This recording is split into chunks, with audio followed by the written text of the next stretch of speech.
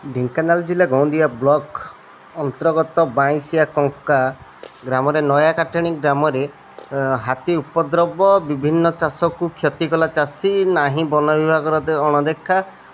ଏପର୍ଯ୍ୟନ୍ତ ପଡ଼ିଛି ଧାନ ବିଲରେ ହାତୀ ଗୋଡ଼ ଗଦା ଗଦା। ଦେଖନ୍ତୁ କିଭଳିଆ ଚାଷୀର ଏଭଳିଆ କାଣ୍ଡ।